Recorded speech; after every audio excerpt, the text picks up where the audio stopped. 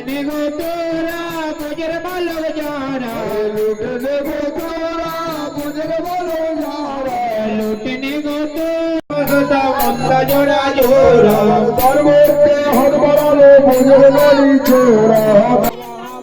তোমরা কেমন আছো বন্ধুরা? আশা করি ভালো আছো, আমিও ভালো আছি। আমাদের এক দাদুর বাড়িতে মহাপ্রভু পুজো হয়েছিল। মহাপ্রভুকে আনা হয়, আবার পুজো হয়ে গেলে দিয়ে আসতে হয়।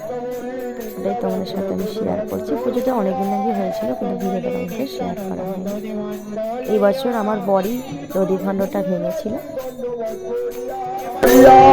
দিন মারে মেরা গে দত্তবা করিলা দিন মারে ঘুমেরা কি দত্তবা করিয়া দিন মারে ঘুমেরা গে দত্তবা করিলা হরিরামের শক্তি জল নিত্যানন্দ নদী ভাণ্ড লইয়া এত বলে নিত্যানন্দ নদী ভাণ্ড শান্তি হবে শান্তি হলো রে হরি নামে শান্তি জলে শান্তি হলো রে হরি নামে শান্তি জলে শান্তি হলো রে হরি নামে ভগবান পদ কইনি করিলা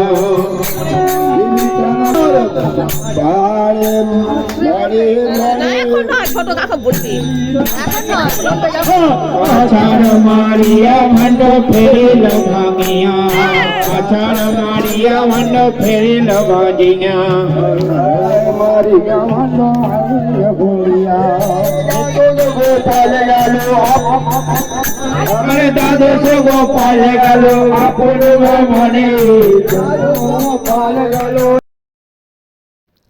দেখো বন্ধুরা, পুজো শেষ হয়ে গেল আর আমরা বেরিয়ে পড়লাম ভগবানকে নিয়ে। দিয়ে আসতে হবে, কিছু করার নেই, যেটা নিয়ম সেটা তো করতেই হবে।